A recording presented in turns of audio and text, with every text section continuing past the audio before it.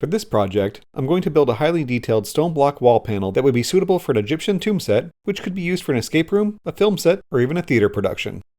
I will be building it out of a sheet of 1/4 inch plywood, 2x4s, and sheets of styrofoam that will be coated in a super durable spray-on hard coat. In the following video, I'll be showing every step of the process how I built this beautiful wall panel, so sit back and enjoy.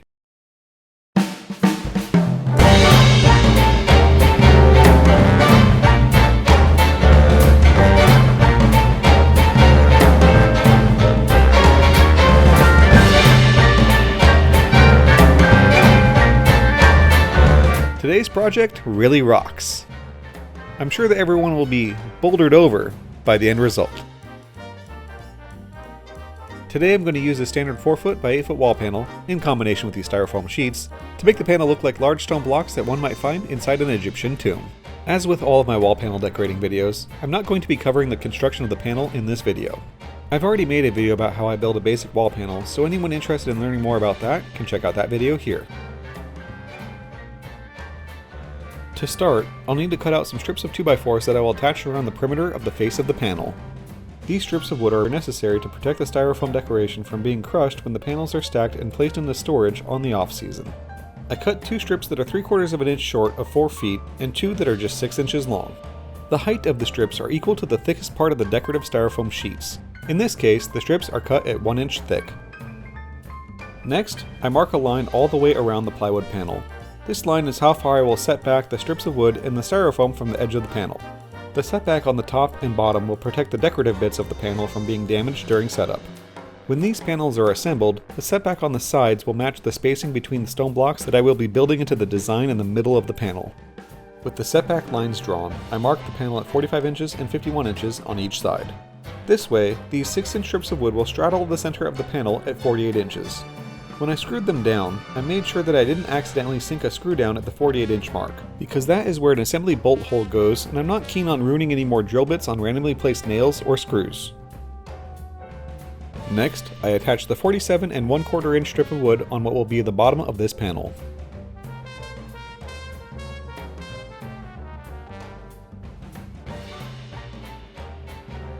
This last strip of wood is attached to what will eventually be the top of this panel. For both strips, I make sure to drill a pilot hole before screwing it down so that the end of the wood doesn't split.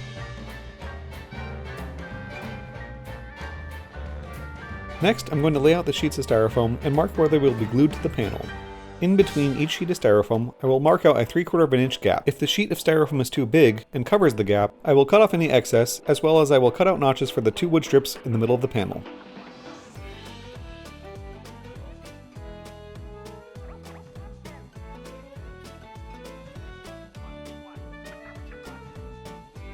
I also make sure to number the pieces so that I don't accidentally glue the wrong piece in the wrong spot.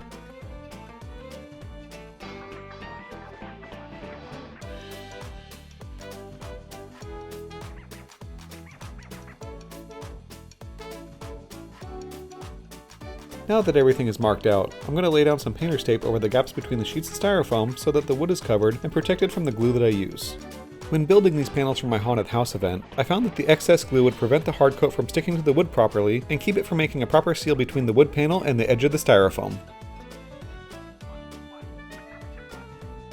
The glue that I'm spraying is a lavender foam glue from 3M. It can be bought with an activator that basically turns it into a contact cement for styrofoam. I'm not sponsored by them, it's just what I'm using.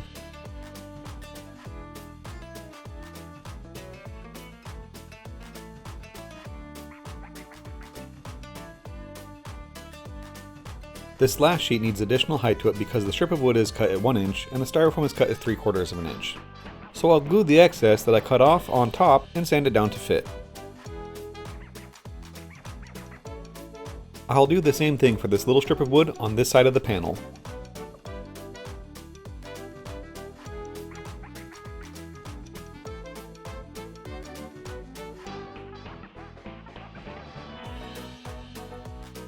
With everything securely glued down, it's time to start shaping the styrofoam and make it look like the stone blocks are thousands of years old. I'll start by rounding over all the sharp edges of the styrofoam, but I want to do it so that it's uneven and it'll have that weathered look to it. To do this, I'll use a coarse grit angle grinder disc. I'll also be rounding over those corners as well.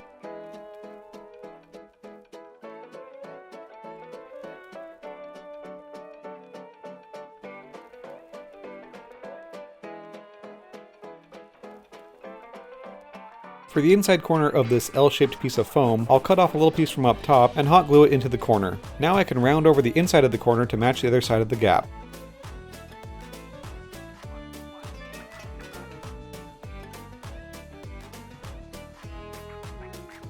I rounded over this corner a little too much, so I just hot glued a little bit of scrap in place and sanded it to match.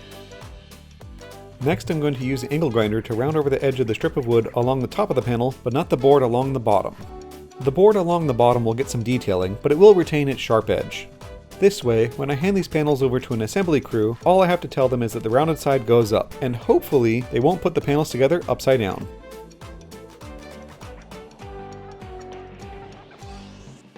I'm also using the angle grinder to do some rough shaping of the styrofoam to give it that uneven, weathered away look.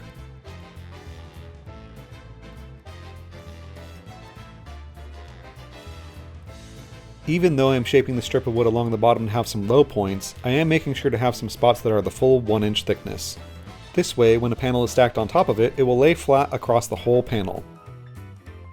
As I work on shaping the foam with the angle grinder, I'll periodically switch over to my curio brush and my grinder disc to further refine the shape of the foam.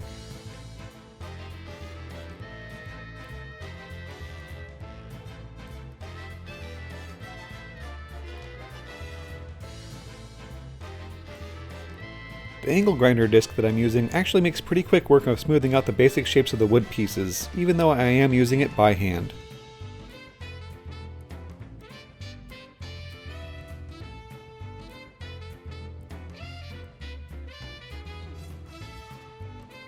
Next, I'm going to mark out where I want to put a big crack in this sheet of foam. Then I'll use the angle grinder to carve it out.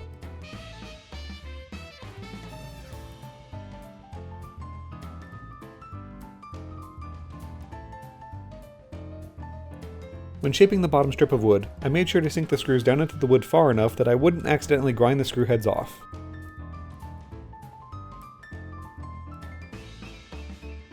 Now I'm going to use my orbital sander and further refine the shape of the blocks and smooth everything out.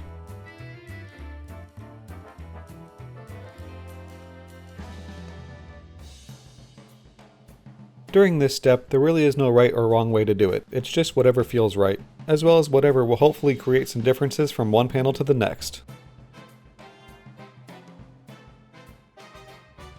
Next, I'm going to go over the whole panel and smooth anything out that I may have missed up until this point.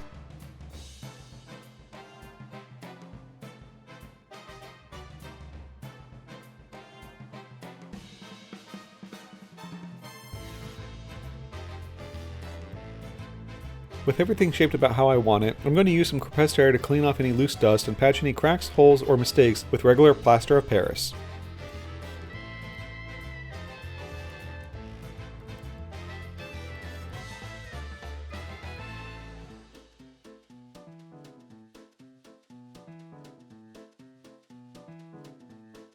When I was filling these gaps between the styrofoam and the wood, I didn't worry about smoothing it out or making it pretty, because it'd be coming back after the plaster had a few days to fully dry and sand everything nice and smooth.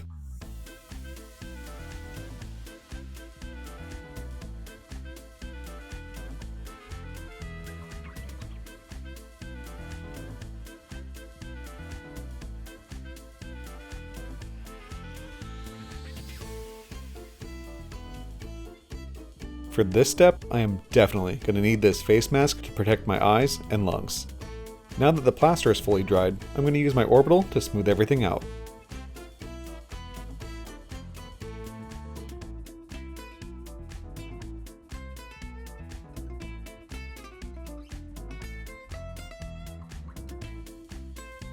There were certain spots that the different sanders just weren't getting the plaster cleaned off the way that I wanted, so I'd go back to sanding it by hand.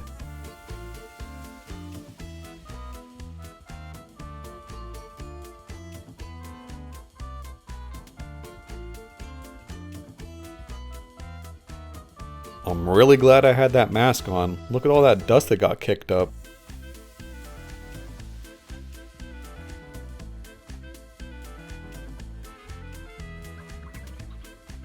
Since the lighting in my shop makes it a little hard to make out the detail that I put into the styrofoam, let me shed a little light on that.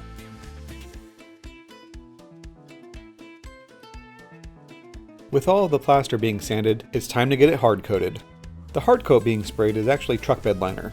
It's pretty much indestructible to any kind of blunt force or someone hitting it. It has a little bit of elasticity, which makes it perfect for my use as a wall in a haunted house.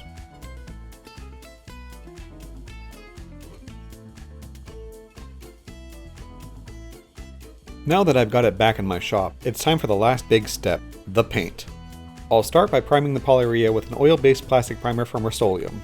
Nothing really seems to stick to this stuff too well. I've tried all kinds of primers, and this is the only one that seems to work well enough.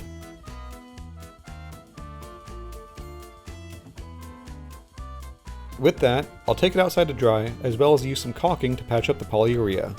Now that the panel is painted white, it's easier to see if there are any holes or defects in the hard coating, and I can make quick work of patching them up.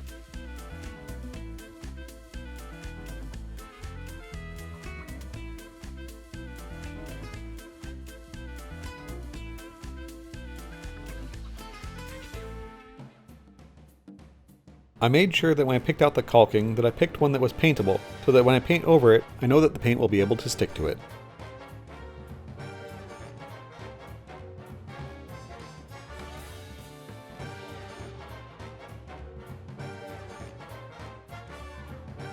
With the primer fully dried and the caulking fully cured, it's time to move on to my special way of painting this that will make it look like real stone blocks.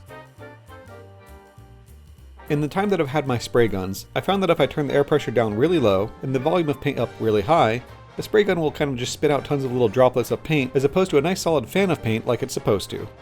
Basically, I'm going to go through the 5 different colors that I've selected, covering this panel in droplets with each color multiple times, and build up several layers of paint. The multiple layers will create a sense of depth to the paint job, which is part of what makes this technique look so believable as stone when it's done.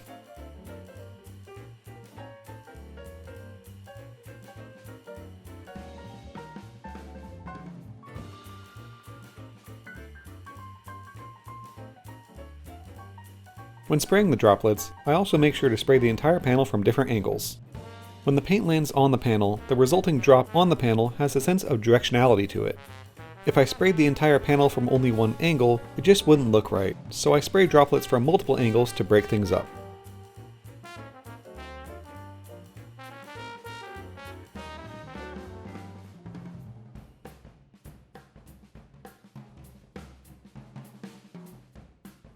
This technique can be used with different colors to create different looks for different types of stone. For this project, I really wanted to have that warm adventure movie feel of sandstone from out in the desert.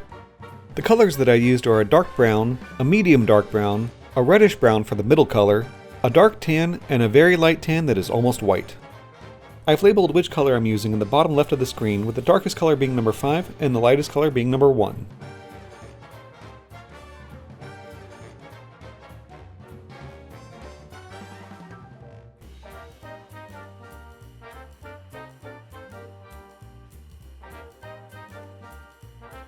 As I get closer to finishing this paint job, I'm going to start adding contrast by making light areas and dark areas for each stone. I'll do this by spraying more of one color in a certain spot than I do with the other colors. The trick is to still use all of the other colors on that spot, but just spray more of one specific color than all of the other colors combined. Also, when doing this, I make sure to blend the edges of those spots of contrast into the rest of the panel with soft edges. Another thing that I'm considering at this stage is where I want to add water staining to the stones. For some of those areas, I'll make the paint jobs a bit lighter so that the water stains will stand out in contrast to the stone behind it.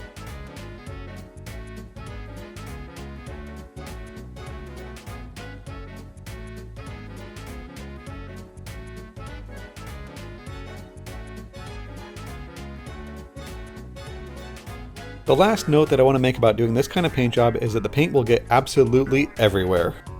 That's why my shop is all wrapped up in plastic like I have to dismember another body. I mean, what?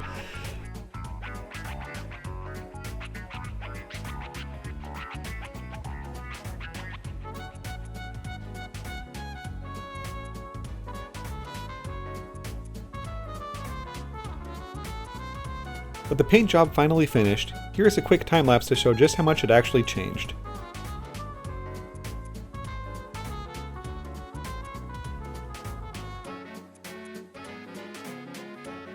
I'm going to coat the entire panel with a satin clear coat. The reason for this is so that I can add that little something extra that will give life to this otherwise flat paint job. That little something extra is glitter. A lot of real stone have little flecks in them that reflect light, and adding glitter will recreate that. To get a light smattering of glitter on the panel, I'll just put some on my hand and allow it to sprinkle on down to the clear coat. Essentially, the clear coat is being used as glue for the glitter.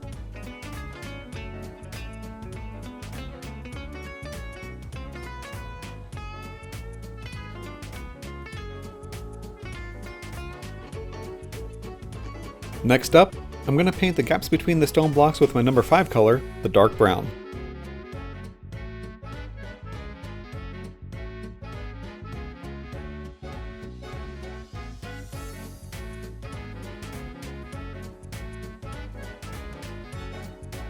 This step definitely takes a bit of a steady hand, but fortunately, if I accidentally touch the sides, I can simply wipe the paint off and any that I miss will just blend in with the rest of the paint job.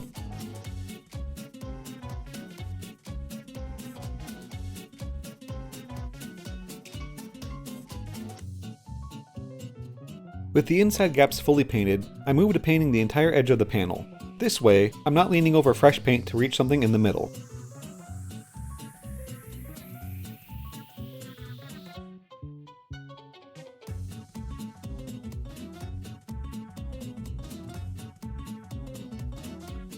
Finally, the last major step of this project. I'm going to age the panel with some washes and add some water stains. I'll do this by using some watered down paint in spray bottles, along with a spray bottle that is just plain water. I chose to use the number 5 dark brown paint as well as regular black paint. When I was taught to do this, I was told to think of it as sculpting with paint and water. The spray bottles with paint obviously add the paint, and if I didn't like it or the paint went somewhere that I didn't want it to, I could just use the water to take it away.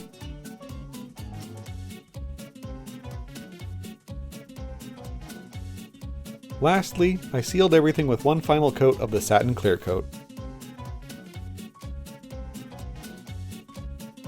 And there it is. So for anyone watching who wants to tell me about how my panel is historically inaccurate, yeah, I know. I'm not going for historical accuracy, I'm building part of a set, meaning it's fake. Fiction doesn't have to match reality. I'm trying to create a feeling or a mood, specifically that sense of adventure from an Indiana Jones movie or one of the Mummy movies. I actually have several more ideas for Egyptian-themed wall panels and other projects. I don't usually do this, but leave a comment. Let me know if this was helpful, or if you liked the video, or if you'd like to see more of this kind of thing. A note that I'd like to make is that the panel has a bit of a shine to it due to the 2 coats of clear coat. Even though it was satin, it still made it a bit shiny. This will go away over time as the panel gets set up, taken down, left outside during a haunt event, that sort of thing.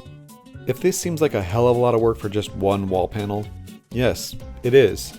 But when I was building these for my haunt event, I generally was working on 10 or more panels at a time during any one of these steps shown in this video. With that, I hope you all have fun adventuring, and remember, it belongs in a museum. I'll see you next time.